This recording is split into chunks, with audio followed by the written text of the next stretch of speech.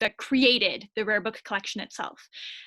Generally speaking, in any sort of museum work, if you're working with rare books, if you're working with archives, one of the most important things that you deal with is provenance. So you want to know where these items have come from. And for us, that's very, very difficult. And for a number of reasons, one of which is that the library started in 1915, and so too did the purchasing of rare books for the rare book collection. Yehuda Kaufman, as Eddie mentioned, is one of our founders. He was a polyglot, he was a scholar, and he was the man who initially went on book purchasing trips to Boston, to New York, to Philadelphia, in order to buy volumes that created the nucleus of the rare book collection. Unfortunately for us, this happened over 100 years ago, and at least to our knowledge, there's no record in our archives of which books were purchased by Yehuda Kaufman. We can't even really estimate how many it might have been. It wouldn't have been more than a couple of hundred at most. But it does make it very challenging because the massive component of the rare book collection came to us over 40 years, or just about 40 years later in 1951. And I'm sure that based on what Mina was talking about earlier, you can maybe guess how those books came to us or why. We do have some components of the rare book collection that are well documented. One of the largest donations by a single donor, a man named Hirsch Ressler, was donated in, or Hyman Ressler, sorry, was donated in the mid-1950s by Ressler's widow. It's 35 volumes, all of which are documented. We have the sheet in the archives. Very exciting for us. Thank you, former JPL staff. But unfortunately, the bulk of the collection, which is about 1,800 volumes, is Holocaust repatriation material. So in 1945, at the end of the war, when people were able to enter Germany, see what was going on, one of the things that they discovered were a series of large warehouses, predominantly in Offenbach, that housed hundreds of thousands of stolen manuscripts, early printed works, pieces of art, obviously, religious objects, but it was these books that we're going to talk about within the context of the Jewish Public Library. These were books that had been stolen by individual owners from institutions, and most of the people who could, the people who discovered these books were not Jewish scholars. They were not people who could open a 500-year-old book in rabbinic Hebrew and go, ah, yes, of course, I understand what's going on. So what happened was they put out a call for anybody who might be able to come and take a look at these books and help them organize them, go through them, see what was there and where they might need to go.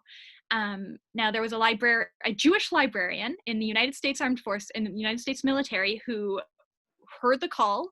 He got into an open air vehicle, drove 14 hours overnight in order to get to Offenbach because he wanted to be the first one on the ground to go through these books and help with the cataloging effort. Now, what they had to do was not only determine what the volumes actually were, but from whom they had been stolen. Now, in some cases, that's very easy to do. The Bibliotheca Rosenthalia in Amsterdam had their entire collection returned to them down to the very last book, which is incredible. On the other hand, you had institutions where the entire collection was there. If you have been in a library, you know it's very easy to tell if a book belongs to a library. We're very generous in our stamping, in our stickering. It was very easy to tell which books belonged to the Berlin Jewish Library. Unfortunately, there was no longer a Berlin Jewish Library to return the books to. On top of this, you had individual owners. In some cases, the individual owners had made it very clear that the book belonged to them. However, it was impossible to trace down this individual owner, most likely because they had died in the Holocaust. But at the time, trying to find out who exactly had died was very difficult. And in some cases, even their descendants couldn't be tracked down. In other cases, you simply had volumes that had absolutely no traces of ownership in them. So it became a waiting game as people slowly, over the course of decades, became able to put in claims for restitution of property. So what the United States Armed Forces and the Jewish oh gosh, it's been so long since I've said it, and there are so many acronyms that start with J. It's the Jewish Cultural Reconstruction Thank you. Incorporation. They worked together in order to identify institutions who were working already with significant Jewish populations in order to distribute books that couldn't be returned to original owners so that they could continue to serve the Jewish population. The bulk of these books went to Hebrew University in Tel Aviv, but they also went to places like Harvard, they went to Berkeley, they went to the University of Toronto, but they also went to a small community library in Montreal. So 1,500 books were sent to the Jewish Public Library, and Janice Rosen has, I think, about 200 of them as well at the Canadian Jewish Archives. But we were selected to be the predominant recipient of these books because the Jewish Public Library was already working with a significant population of Holocaust survivors who were coming from the DP camps in order to help reintegrate them into, or in order to help integrate them into Montreal society. So we seemed like a logical fit at the time. We had we already had a worldwide reputation for being a center of Jewish learning. So we took these books. We put them in boxes. We put them in a climate-controlled room, and then we didn't do much with them until 2014. In order to celebrate our centennial, Eddie Paul and Eddie Stone took on the task of cataloging all of these books. While they were able to catalog them, it became evident very quickly that while a few of them could be easily identified as being Holocaust repatriation material, some of them would take a bit more of a deep dive. And that was what we took on with this project, was trying to look more into the history and the paths that these books have walked before coming to the Jewish Public Library. And I think that the first book that we're going to talk about is going to be presented to you by Eddie Stone, and has a very interesting story that for us, our books, of course, don't necessarily touch on the Holocaust in terms of content because they all predate 1899, but what they do allow us to talk about are historical examples of anti-Semitism or interfaith support. And I think that's maybe one of these examples, but that will be for Eddie Stone to talk to you about. Thanks, Nicole. He's going to actually share his screen because he has some images from the book is actually too fragile to transport. So Eddie's just going to share his screen with you. Yeah, so if you just give me a moment to do that.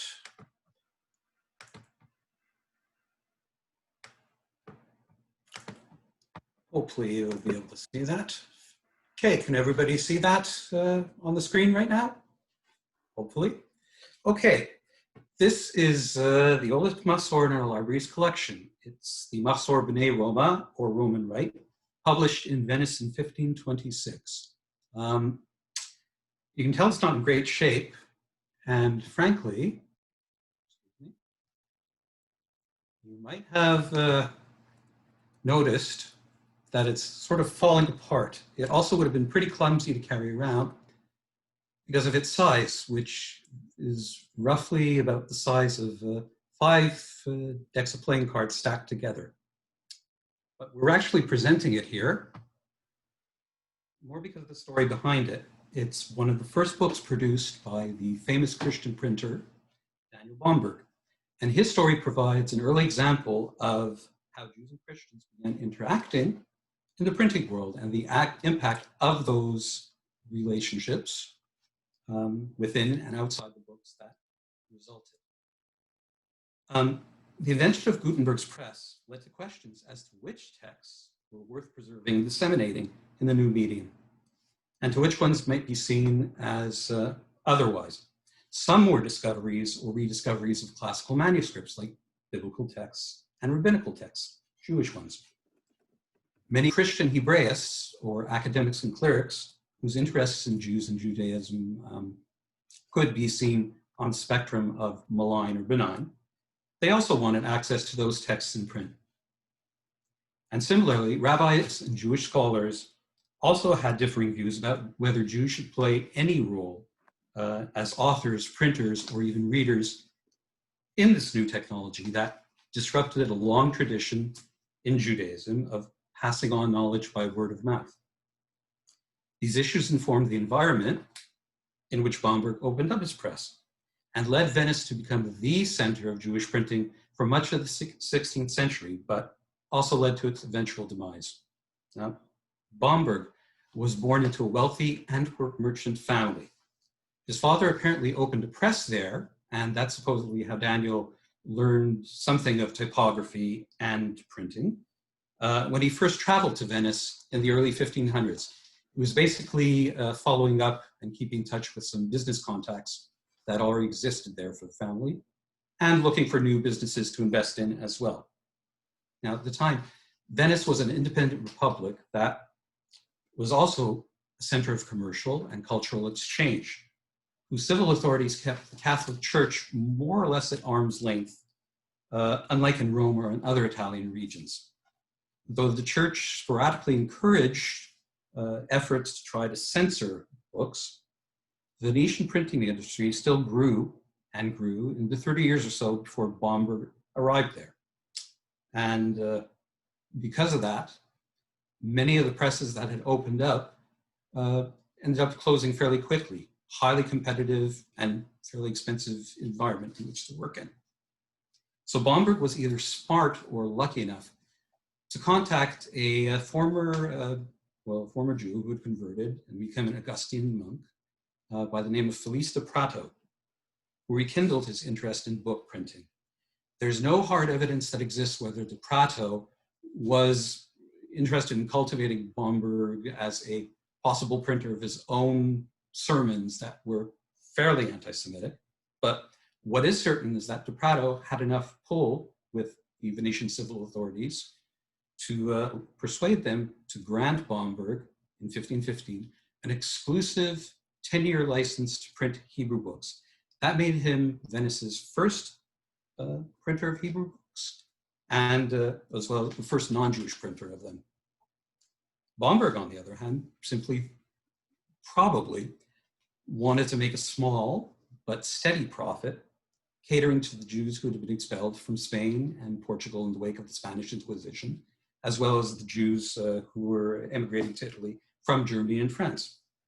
It couldn't have hurt also that some of these exiles were also proofreaders and editors and typesetters, some of whom Bomberg actually hired. As well, he could fill the needs of those Christian Hebraists that I already mentioned.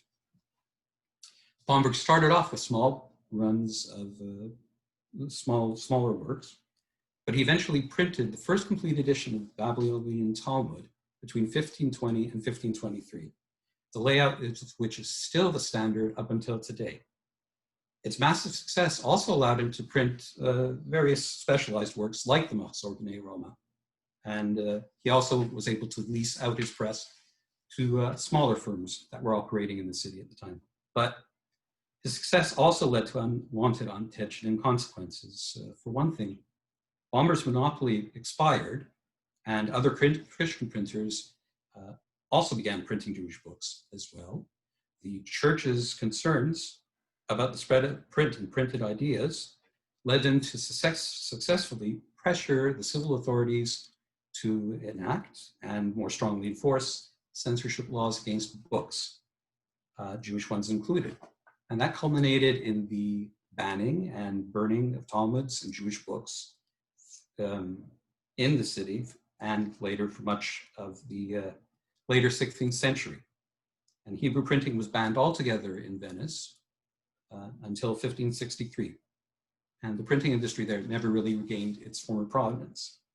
As for Bomberg himself, well, he had returned to Antwerp in 1539, though he continued to print books through his press in Venice until 1548.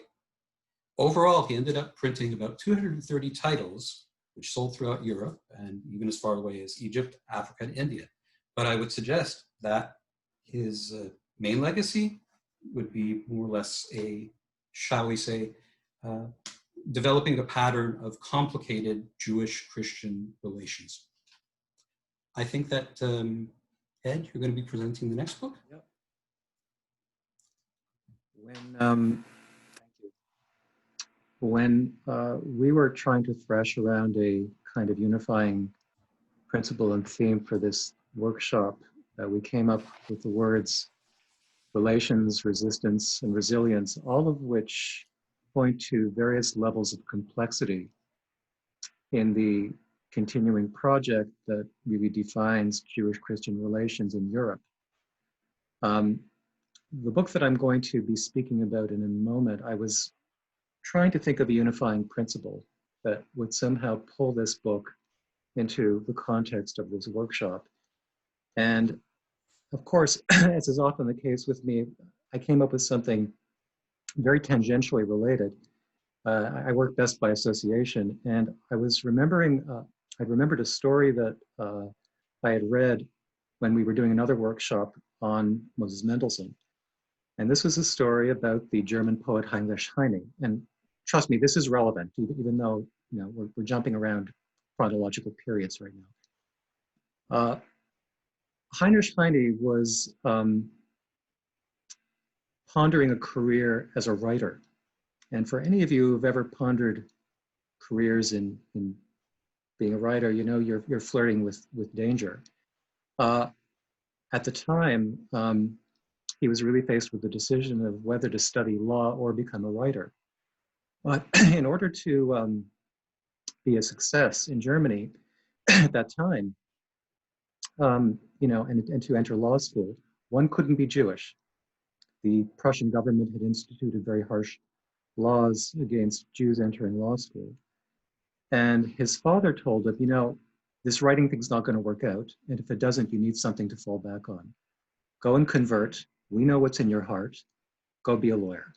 And of course, as you well know, Heinrich Heine was one of the most notorious German Jewish lawyers of the 19th century, right? Wrong. He was well known as an author. But this to me illustrated the very complex nuances between Jewish and Christian relations. The history of the Jewish ethos in Europe can be defined by how wide or how narrow the window was left open, and by implication, how much do we allow them to see in and how much do we allow ourselves to see out? What perhaps we don't talk about so much is the degree to which Jewish-Christian relations has shaped how we see ourselves as Jews and how that Judaism is actually expressed. Very often, when we think of three verbs that come, most urgently into the front of our minds in thinking about Jewish history in the medieval period and the early modern period is convert, flee, or die. And that's what brings me to this particular book, which is, and you'll have to pardon my Portuguese, and I wonder if you could just pin my video onto your screens because that's going to be the easiest way for you to see this. I'm going to do the same because otherwise I'm not going to see the same thing you're seeing. So just give me one moment. At least I can see. This is the Triunfo de la Religião Católica contra a Pertinencia de Judaísmo, which translates very roughly into English as the triumph of the Catholic religion against the persistence of Judaism, or Compendium of the True Faith. Now,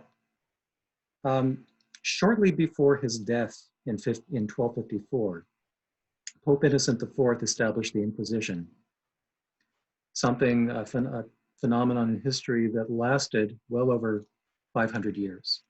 Now, I know generally when you think of the Inquisition, you're thinking of a small portion of time and geographic area that probably affected more Spain and Italy, but it really lasted until the time Napoleon instituted the emancipation of the Jews. Now, at the time, the Jews were given a choice: convert, flee, or die. Those who chose to embrace the cross were called the conversos, or new Christians. Sometimes they went by the name confesos or cristianos nuevos, various semantic changes. And ultimately, you had this medieval ethos in which Jews were either forced to practice their religion in secret, or they embraced their newfound faith with great zeal and enthusiasm. And that really is the subject of this particular book, which was written by Fernão Jiménez de Aragão, who was the archdeacon of a town, a region in Portugal called Braga in northwestern Portugal. In 1624, he embarked on harsh attacks upon Judaism and upon Jewish converts to Christianity who remained faithful to the Jewish religion. This really was his response to what he saw as an unacceptable faltering of the Portuguese Inquisition. And the Portuguese Inquisition started about 40 years later than the Spanish Inquisition. The number of conversions were higher in Portugal than in Spain because Portugal, just before the Inquisition started, had been the last refuge for Jews in the Iberian Peninsula. So they really took to the Inquisition with great fervent zeal. And this book was actually written as a means of criticizing church authorities in being too lenient on the Jews. Now, the book really goes into explaining the birth and the evolution of the converso phenomenon in Portugal. But what's really remarkable about this book is that Aragão himself was a converso. He was Jewish. He was born a Jew. And he was one of these people who had embraced the cross with great zeal and enthusiasm. And often, I mean, as you can probably guess, this was done for the sake of social status. It was done for the sake of gaining military orders, which came with its own kinds of status. It really allowed you entry into a merchant oligarchy that would have been closed off to you. I'm trying to, it's a little bit awkward doing this actually, but, and I'm sorry, this is a little awkward, but the book is in remarkably good shape. It was printed in 1752. And, you know, just to give credence to the idea that, you know, the Inquisition didn't really stop in the 17th century. In 1752, there were massacres in Kovno, I think Kovno's Lithuania, and there was even a Jew who was killed in Spain who was convicted of being a crypto-Jew, practicing Judaism in secret. And I just felt that this was an important book to show in this workshop because we don't really think too much about how the attitudes of Christians to Jews really affected Jewish identity. And this, for many, many years, was one of three pivotal epistemic events in the history of Judaism. The first, depending on how you read history, the one was the destruction of the temple. The second was the Inquisition. The third being the Holocaust. And I'm not discounting any of the other horrible events that happened in between, but the Inquisition was all-encompassing and rather just subsumed much of Jewish history for hundreds and hundreds of years. I'm going to turn it over to Nicole, who is going to talk about one of the more blatant, probably the most blatant examples of anti-Semitic works in our rare book collection. I'm going to hold it up as you're speaking. If you could just continue pinning your video. I mean, Nicole's going to be speaking about, since Nicole's in Vancouver, actually. She doesn't have this book with her, I do. I'm just going to hold the book in front of my camera and she'll be speaking. Thank you, Eddie. So you'll have to bear with me. I find it very difficult to talk about this book and have actually only ever presented on it once before. And we had to stop on the way back from the workshop to get me like a hot chocolate because I was so shaky. So unlike my colleagues, I'm not Jewish. I was raised Catholic. I'm from a French-Canadian family, but half of my family is German. My grandmother grew up in Germany. She was born in the middle of World War II, and feels very fitting that I be the one to talk about it for a number of reasons. So what we're going to be talking about is Johann Andreas Eisenmenger's Entdecktes Judentum. So this particular work was printed in 1700, and it was 320 years ago. And it seems sort of wild that in so many ways it's still very, very, very, very relevant. It's considered the first academic or scholarly work of anti-Semitism.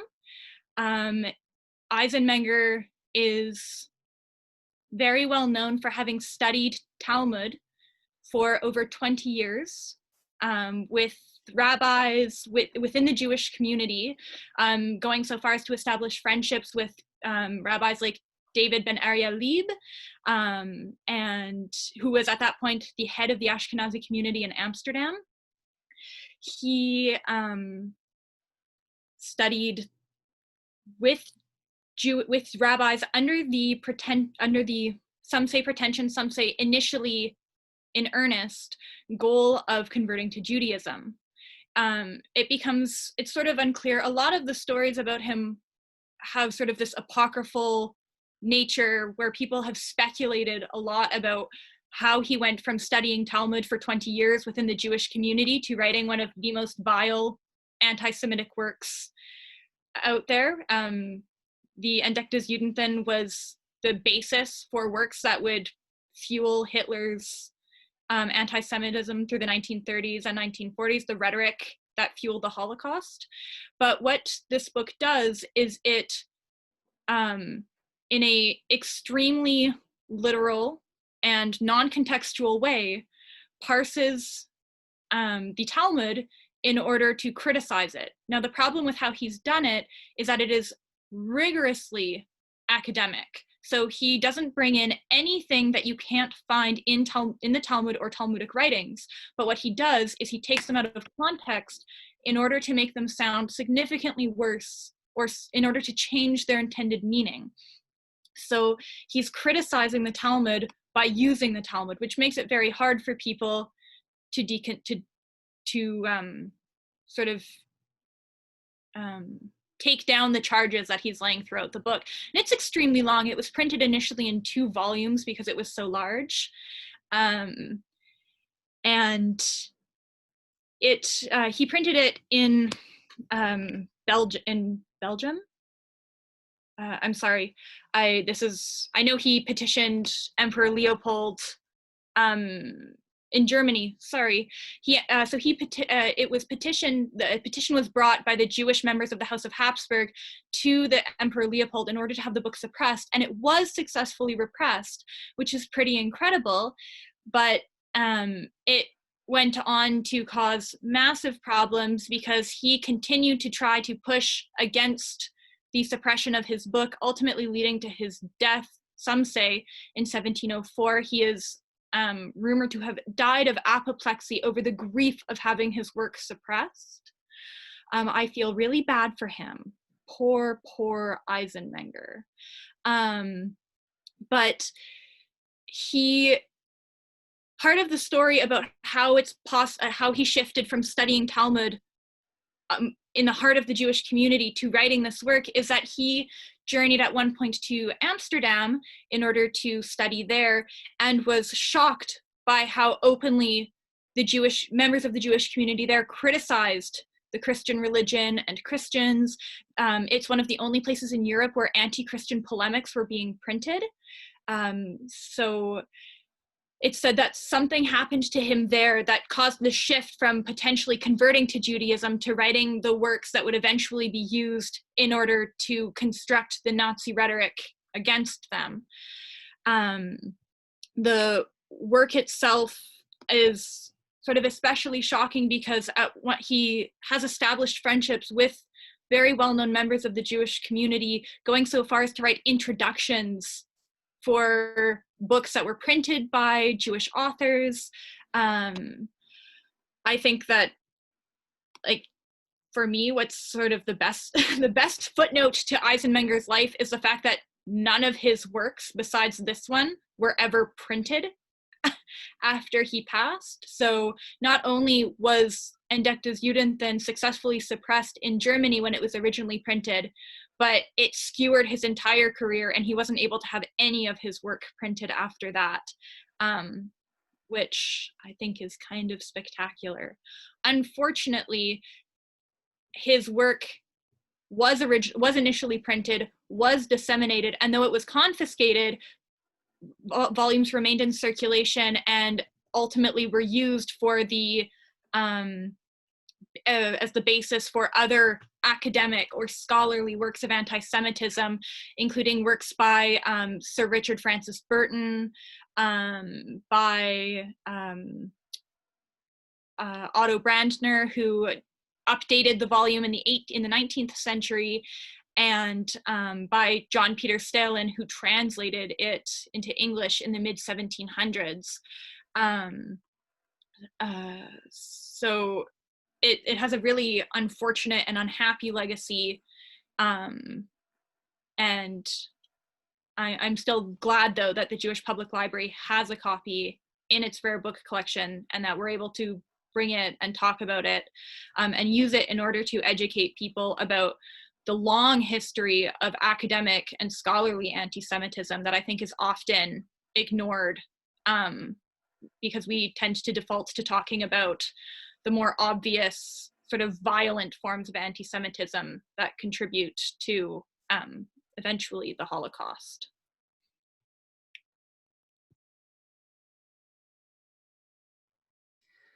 Thank you so much to all of you for such interesting and thoughtful presentations. Now is the time for us to ask a few questions of our people from the Jewish Public Library. So if you have a question, please do type it in chat or just put your hand up if you have your camera on, and I'll call on you and we'll unmute you.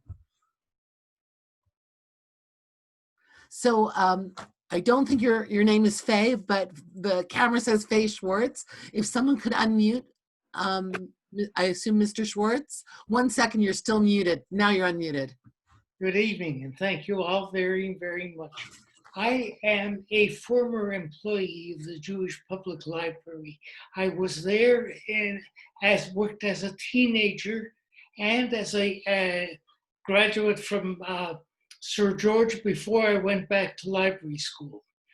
I can tell you that part of the history of the Jewish Public Library is that it goes from a small shtetl-like institution on Esplanade Avenue in Montreal to a magnificent home at the corner of Mount Royal and Esplanade.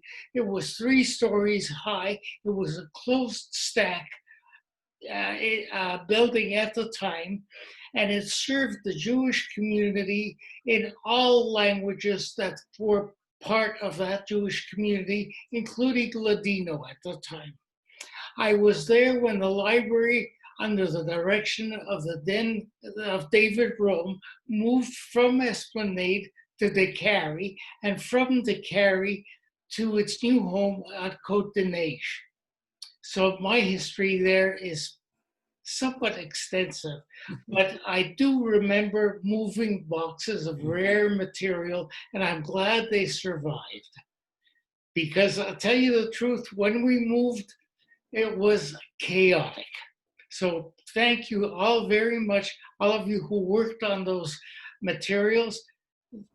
I'm glad that they survived. I could also tell you that the large part of the multicultural collection at the National Library of Canada was sent there after I had selected duplicates of Yiddish material from our collection, and David Rome asked me to forward them to the National Library of Canada, where they currently exist as part of the multicultural collection.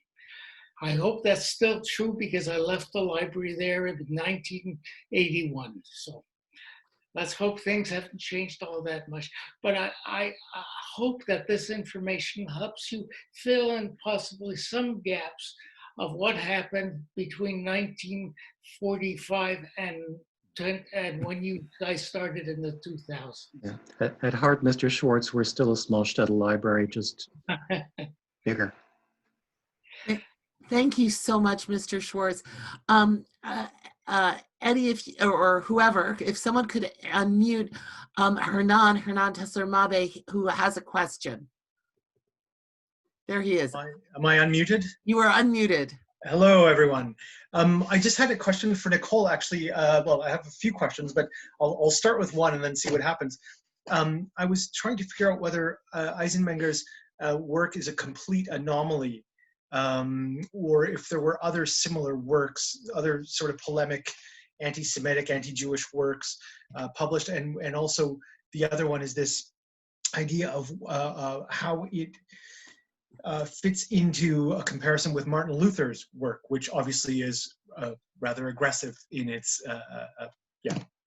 direction as well. So if you could speak to that, that would be wonderful. Okay, I will try. Admittedly, it's not my area of expertise. I'm actually sort of the like women in Hebrew printing specialist, but I will take a stab at this one. Based on my research, I wouldn't call it an anomaly so much as maybe like a spark. So I would say that at the time it was written, it was an anomaly in that he had spent so long within like the breast of the Jewish community. He had studied Talmud with Talmudic scholars, with rabbis. He was friends with the head of the Ashkenazi community of Amsterdam. But so in the sense of like how he sort of ingratiated himself within the Jewish community, I would say he is an anomaly, at least at the time. And his work is certainly accepted as the first rigorously academic anti-Semitic work in terms of how he deconstructs the Talmud, the way that he doesn't bring in anything that was not printed by Jewish sources, that was not written by Jewish sources. He's very like, if it showed up on the desk of a history professor today, they wouldn't be able to challenge where he's pulling his material from, even if they don't like the angle he's taking it in, which is sort of the problem that most critics had with Eisenmenger's work. Is it's very difficult to deconstruct it in terms of like, you can't take it apart and say, well, this is false, this is false, this is false. What he's really doing is taking everything out of context. And we know that he inspires other people to take up this same academic approach to anti-Semitism, pointing at parts in the Talmud or things written by rabbis in order to point out, Jewish hatred towards Christians, that a Jewish desire to take apart Christianity, to supersede Christianity. But I would say that for his time, he's certainly an anomaly, but he doesn't remain one by any stretch of the imagination. In terms of his comparing him to, say, Martin Luther, I'm even less of an expert in Martin Luther and his work, except for my medieval history professor from undergrad would be horrified to hear me say that. He actually specializes in religious interchange throughout the medieval period. So I think he would be very disappointed in me right now. But I think the difference, of course, is for me, is in how their work is disseminated. Luther, they try to suppress him, and of course it doesn't work. He ends up sparking the biggest religious schism ever. I mean, the schism of, the Anglican Church and Catholicism sparks, massive, massive, massive change throughout Europe in a way that almost nothing else does. But Eisenmenger is to a degree successfully suppressed, at least during his lifetime. The claim that he dies of grief because his work is successfully challenged and the volumes that have been sold are confiscated, I think is to me the biggest difference in terms of how their work is, in terms of comparing their work, because the reception is very different. Thank you so much, Nicole. I'm keeping an eye on the time. We're a little bit behind, which we often are on these kind of Zoom meetings. But before we move on, I just wanted to acknowledge Dr. HANUKKAH Mave is the co-director of the Zelikovitz Centre for Canadian Jewish Studies at Ottawa U and one of our co-sponsors tonight. So I'm really glad to see you here, and thank you for helping us make tonight possible. So, and just because I am a prof of Jewish studies, I would say that Eisenmenger is very much still in continuity with the Talmudic disputations that are medieval, right? So what's different is how he does it and how it gets received and why it's academic. So if I was your professor, I wouldn't be too upset about your answer. Thank you so much. Okay, so let's move now to the second part of our program from the Montreal Holocaust Museum. And we're going to hear from Andrea Shawless, and I did confirm the pronunciation of her name privately, who is the curator of the Montreal Holocaust Museum and has been responsible for its collection since 2016. Her work with the collection enables her to build relationships with donors and preserve family histories. She is particularly interested in the unique individual stories within the collection, as well as the lesser known histories, such as those of Jewish refugees interned in Canada during the war, or the political activism of Holocaust survivors in their adoptive country. So I hand things off to you. Thank you. Hi, thank you, Deidre. Thank you all for being here tonight. I will share my screen because I have a presentation to share with you. I just want to start with a brief history of the museum.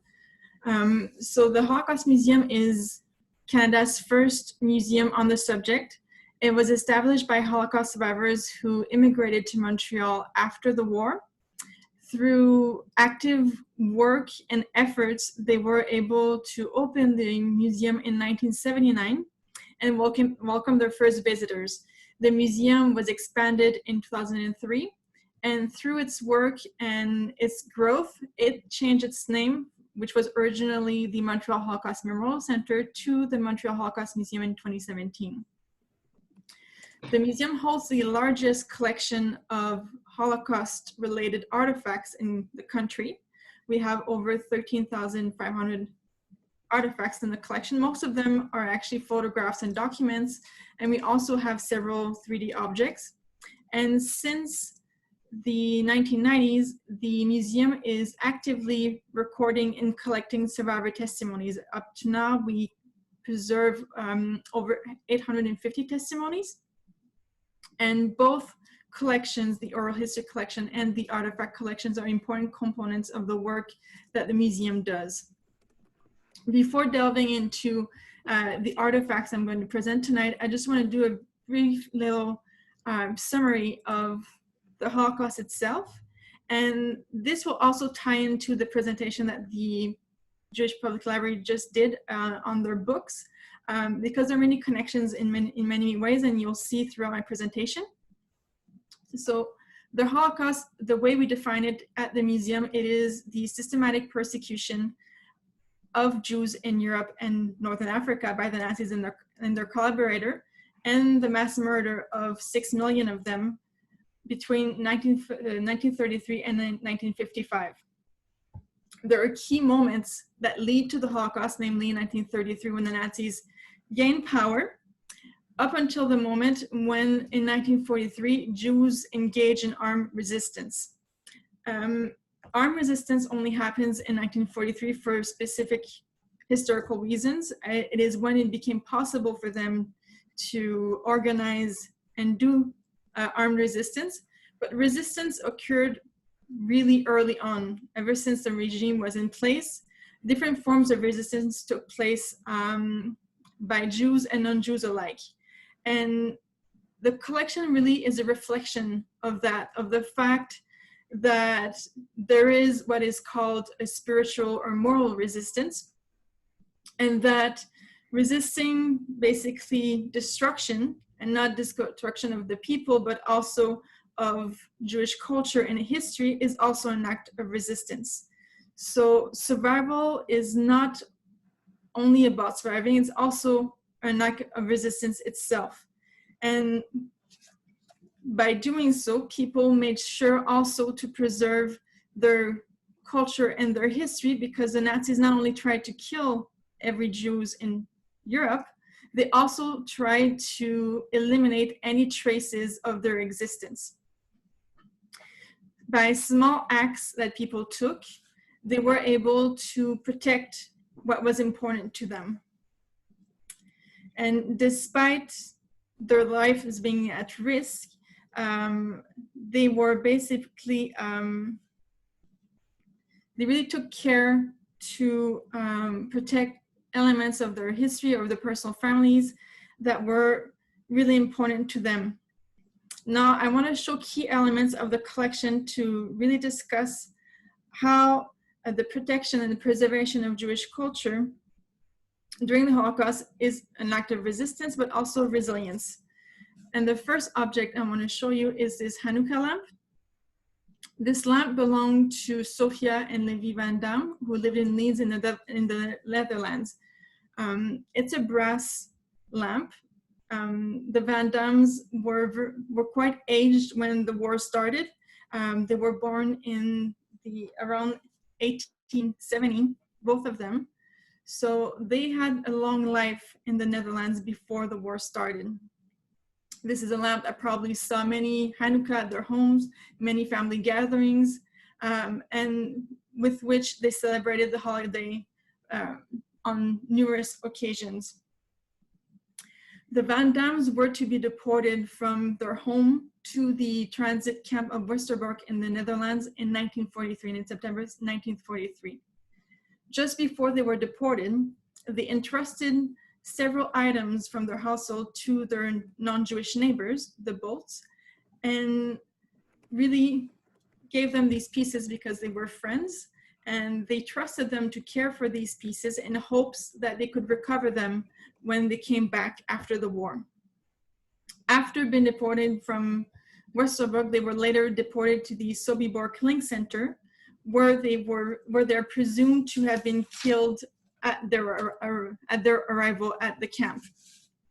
So they never came back after the war. However, the Bolts kept the precious items that the Van Dams had entrusted them with, and they kept them throughout their life. And when their daughter immigrated to Canada in 1953, she also brought with her these mementos of their friends, their Jewish neighbors. And it is their daughter that donated the HANUKKAH lamp to the museum in 2009. So by entrusting their items, their objects to their neighbor, it really shows that these pieces were important to them. And it was also a way for them, probably not knowingly, but a way to protect really material traces of their culture. And it also avoided these items being stolen or confiscated by the Nazis when they entered the camp. The next piece is this small spoon. It is very small, about this big. You can see it has words written in it in Russian. It was engraved by Ilya Krzyzewski when he was a prisoner of war in Norway. So when the Nazi Germany invades the USSR in 1941, he is on the front line, and he fights against the Nazis, and he is captured on September 13th, 1941. He is then taken to a prisoner of war camp, most likely in Norway, where most Soviet prisoners were sent by the Nazis, and he remained there until the end of the war. To avoid the Nazis from knowing that he was actually Jewish, he ate his identification papers to prevent extra persecution that he could have in the camp if they had known that he was also Jewish and not only a Soviet soldier. Ilya basically hid his identity from the Nazis, but this spoon is important in many ways because it was a way for him to keep busy. It was a project that he had while he was a prisoner. And in a way, it was a way for him also to recover a sense of identity. he wrote down his entire war story on that small spoon. There are markings that say when the USSR was invaded. There are markings that say where he was imprisoned, when he was imprisoned. And it's a way for him to resist being forgotten, because had anything happened to him, he could, the spoon could have been a memento that someone could have picked up and understood and learned about his own personal story. This is actually a photograph of Ilya. He's the young boy on the left, and his older brother Abraham, that was taken in 1920, so way before the war. Like for many people after the war, sometimes there were very few remnants of their lives before, very few photographs. So this is a good example of some of the few photographs that survived of his family. Ilya was liberated, and he's actually the donor of the spoon. He donated to the museum in 1988. This next object is probably one of my personal favorites from the collection. It has a very unique story. When Nicole was speaking about provenance, this is a good example because we only have a partial provenance for this TORAH scroll, and its story does not end in Europe. It really is only the beginning. There was a man named Maurice Koppelman. He was a Jewish man in the Warsaw Ghetto during the war. He featured so-called Aryan traits, so he looked, well, German, blonde hair, blue eyes, and he used these traits at his advantage to be able to escape the Warsaw Ghetto. And he was part of the resistance. He was in contraband missions, and during one of his outings from the ghetto on a contraband mission, he noticed that right next to the ghetto wall there was a vendor who was using a TORAH scroll to shield his merchandise from the rain. He basically saw that this man was desecrating a very precious scroll. Despite the danger it represented, Maurice bought the scroll from the vendor. And this was dangerous because had someone seen this, it could have questioned why this man was interested in buying a TORAH scroll and potentially could have discovered that he was Jewish. So he put his life at risk to save the TORAH scroll. And after doing that, he entrusted it to a non-Jewish friend. And then we kind of lose trace of him during the war. We don't know exactly what happened to him, but he is presumed to have been killed at some point during the war. After the war, the son of the non-Jewish friend immigrated to the United States and brought the scroll with him. Maurice's wife and daughters survived, and they also immigrated to the United States, and through a series of circumstances, they were able to be in touch with the son, who gave them back the TORAH scroll that their parent and their husband had saved during the war. They donated it to a synagogue in New York, who had it restored because of the fact that it is an important piece. And upon its restoration, they cut out 2 fragments of the scroll that they donated to each of the daughters of Maurice in memento of their father. Because for many people who lost loved ones during the war, these objects are basically the last traces that they have of family members, of loved ones. And this scroll, after spending time in a synagogue somewhere in Europe that we don't know which one, was used on a stall and then later brought back to another synagogue in the United States before finding also a home here in Montreal. This is actually a photograph of Maurice that was taken just before the war started. And you can just see how he could have potentially have passed as a non-Jewish person. The next item is this cookbook. And this is a very important piece for us also in the collection. because it speaks about an active way of preserving one's culture in a very extreme circumstance. This cookbook was assembled by Edith Gluck in the Lippstadt camp in Germany. She was working in a factory as a slave laborer, and she basically stole paper or receipts that she found in that factory. And you can see right here the back of one of these papers that she used to write down recipes.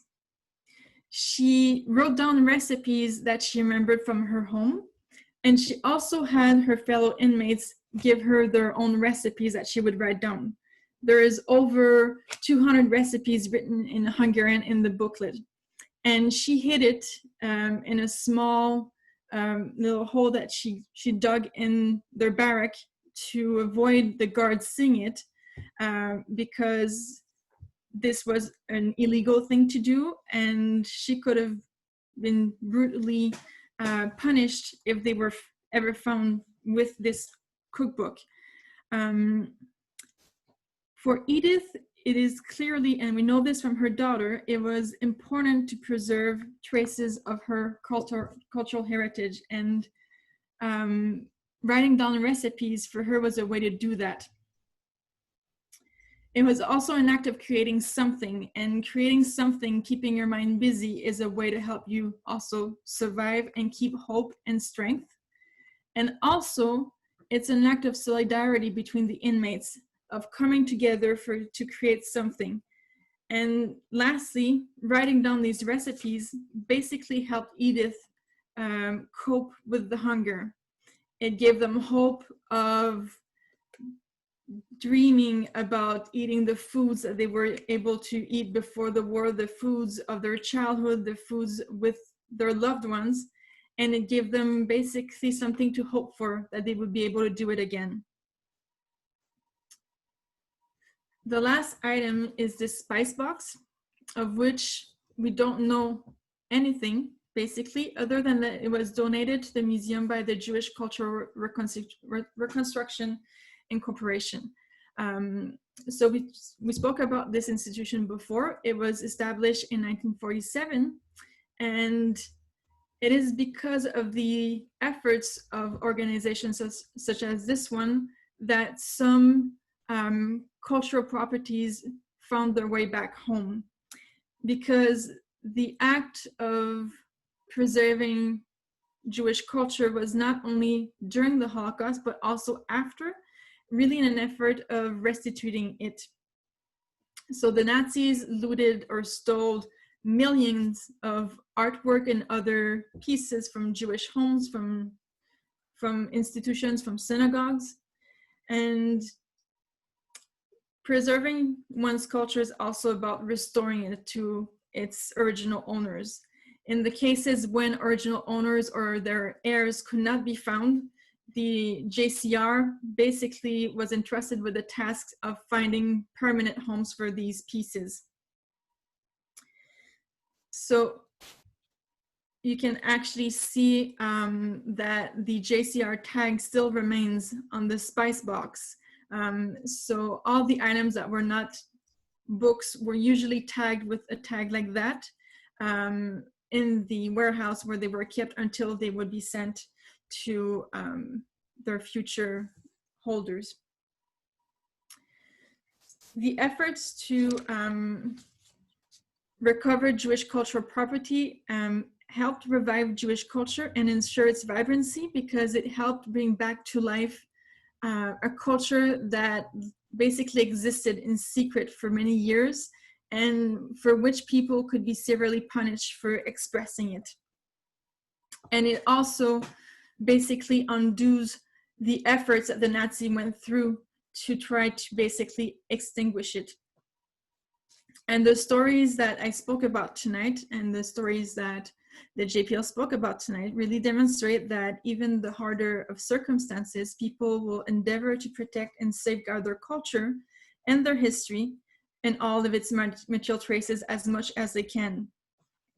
And it is also the task of the museum to keep on preserving these pieces and to make them known to our publics and the future generations. Thank you very much.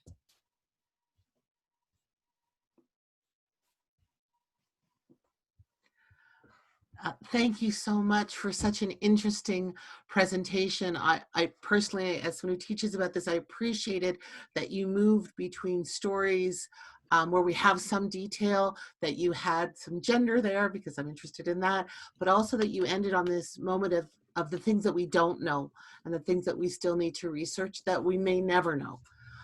So I'd like to turn to all of us if there are any questions for this presentation, please. So Sarah Fogg is posting that if you'd like to discover the stories of other remarkable objects from the Montreal Holocaust Museum's collection, you can do so online, and that she shares the link. And to share or donate any objects, photos, or documents related to Jewish life before, during, or after the Holocaust, please reach out to Andrea and again, the email address is there. Do we have any other questions? Could people either like put up your hand or type, whatever is easier for you.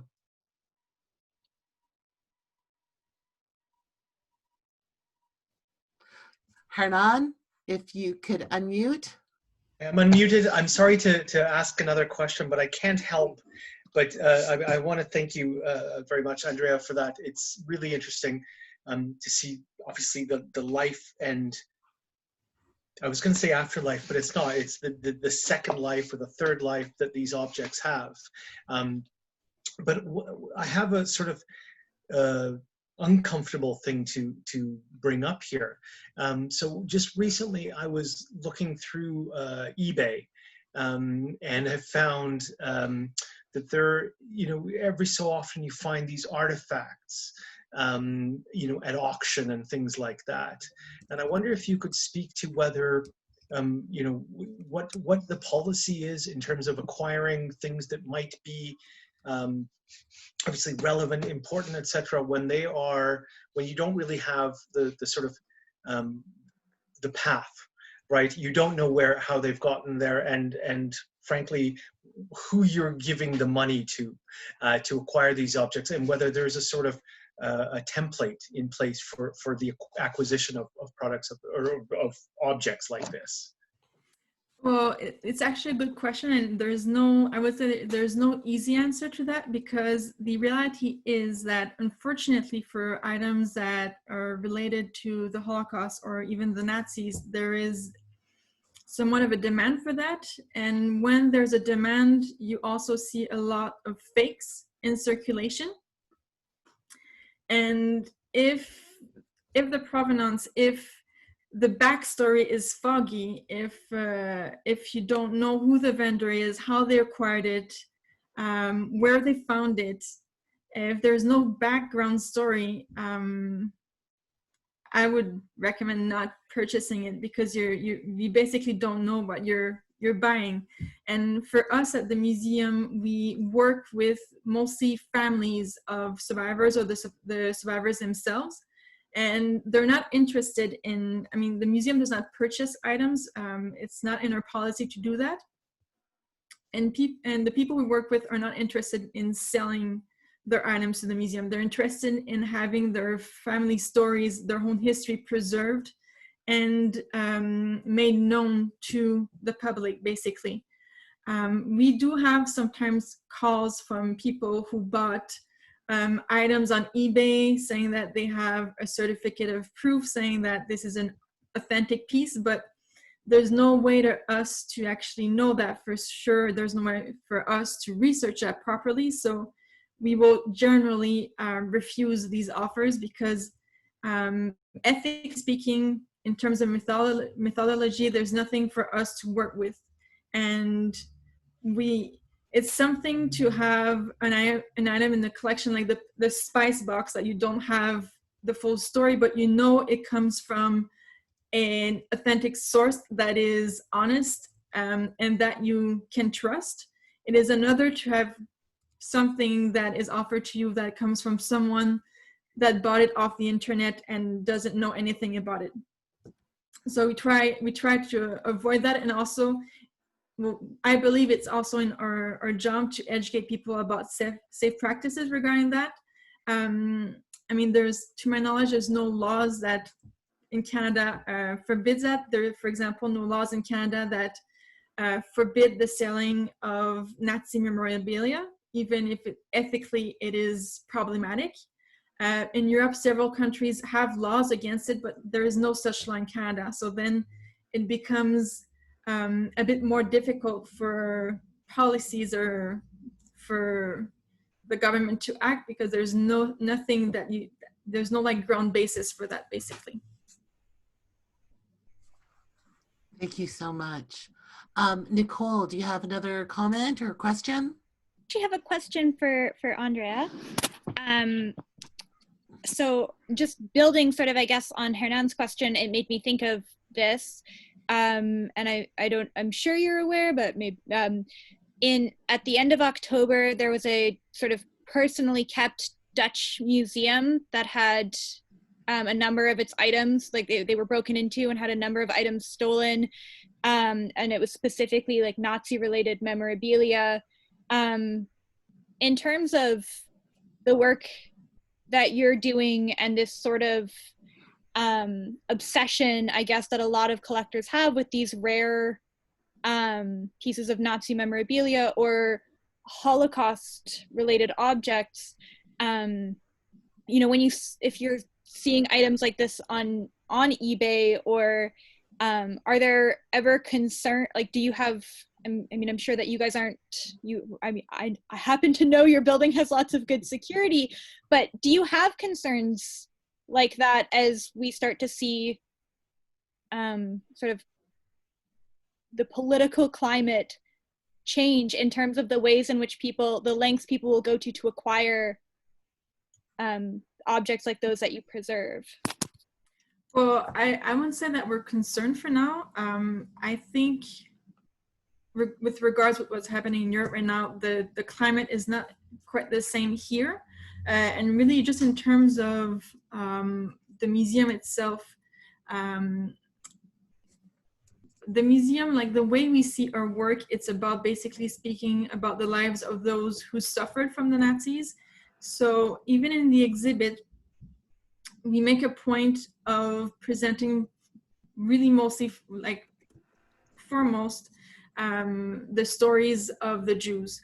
Of course, we have to talk about the Nazis because you have to talk about those that persecuted them.